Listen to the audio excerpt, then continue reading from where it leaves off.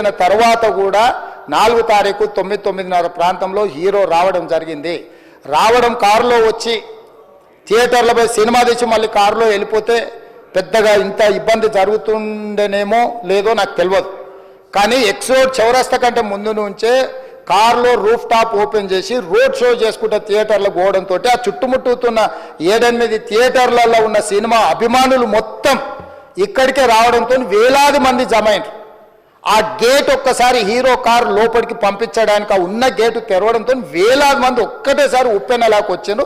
ఆ ఉప్పెనలో చనిపోయిన రేవతి, ఆమె కొడుకు, భార్య, భర్త, కూతురు వాళ్ళు అలాగైపోయి కొడుకు తల్లి ఒక పక్కన పోయి ఆ జనాల నుంచి తప్పించుకొని టికెట్ చేసుకొని ఆ తొక్కిసలాటలు హీరోను థియేటర్ లోపలికి తీసుకుపోవాలనుకున్న టైంకి అతను బండి మీద రోడ్ షో చేసి దిగేటప్పటికి వేలాది మంది హీరోను కలవడానికి చొచ్చుకొచ్చారు ముందుకు.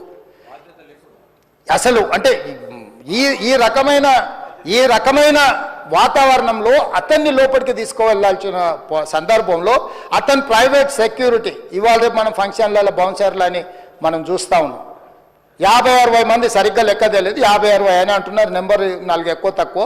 ఆ బౌన్సర్లు అందరు మీదికి వచ్చే అందరు అభిమానులను విపరీతంగా అడ్డంగా ఎట్లా పడితే అట్లా తోయడంతో అటు నుంచి అభిమానులు హీరోని చూడాలి, కలవాలని ఒకవైపు నుంచి వాళ్ళని హీరో దగ్గరికే రానియొద్దని ఆయన ప్రైవేట్ సెక్యూరిటీ వెనక్కి నెట్టడం వల్ల ఈ తొక్కిసలాటలో హీరో థియేటర్కి వెళ్ళి లోపలికి వెళ్ళి చూసినాక పోలీసులు ఈ మొత్తం క్రౌడ్ని ఈ మొత్తం అక్కడ ఉన్న జమైన జనాలను అందరిని కూడా తీస్తే ఒక తల్లి కొడుకు అక్కడ శవాలుగా పడి ఉన్నారు.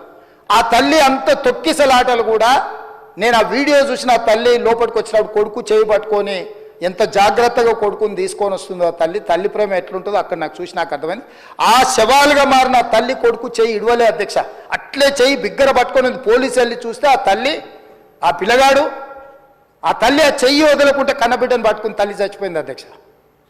అట్లాంటి సిచ్యువేషన్లో పోలీసులు తల్లిని కొడుకుని హాస్పిటల్కి అక్కడ ఫస్ట్ ఎయిడ్ ట్రీట్మెంట్ చేసిండ్రు. పోలీసులు ఏం డాక్టర్లు కాదు, హుటాహుటిన తరలించిండ్రు.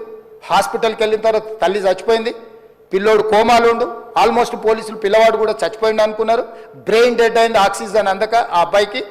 సో ఆ సిచ్యువేషన్లో వెనక్కి పోలీసులు వచ్చి హీరో గారికి విషయాన్ని తెలియజేసి హీరో గారు వెళ్ళిపోతే హీరో ఎందుకు వెళ్ళిపోవాలనుకుంటారు పోలీసులు అంటే ఇంకా వేలాది మంది అభిమానులు అక్కడనే ఉన్నారు. హీరో గారు థియేటర్లో కూర్చొని ఉండడం వల్ల సినీ ప్రముఖులు ఉండడం వల్ల ఈ బయట జమైన వేలాది మంది అభిమానులు అక్కడ నుంచి పోకుండా అక్కడనే ఉండడంగా థియేటర్ లోపల కూడా బాల్కనీలో టాప్ బాల్కనీలో హీరో కూర్చుంటే కింద నేల కింది నుంచి పై వరకు వెనక్కి తొక్కుట పైకెక్కి హీరో చేతులు కలపాలని కోతులు ఎగబడ్డట్టు కోట మీదకి కోతులు ఎగబడ్డట్టు ఉల్టా పైకి తొక్కిసలాట జరిగింది అధ్యక్ష. థియేటర్ వాళ్ళు పోలీసులను హీరో దగ్గరికి వెళ్ళి చెప్పడానికి కూడా అనుమతి ఇవ్వకుండా థియేటర్ వాళ్ళు పోలీసులను బ్లాక్ చేశారు అధ్యక్ష. ఎప్పుడైతే హాస్పిటల్లో తల్లి చచ్చిపోయిన పిల్లగాడు కూడా ఆల్మోస్ట్ చావు నోట్లో ఉన్నాడు అని తెలిసి పోలీసులు వచ్చి ఏసీపీ వెళ్ళి చెప్పడానికి పోతే థియేటర్ సిబ్బంది లేదు హీరో దగ్గరికి వెళ్ళడానికే వీలేదని చాలాసేపు పోలీసులను కూడా హీరో దగ్గరికి పోనీయలేదు అధ్యక్ష వాళ్ళ ప్రైవేట్ వీళ్ళు.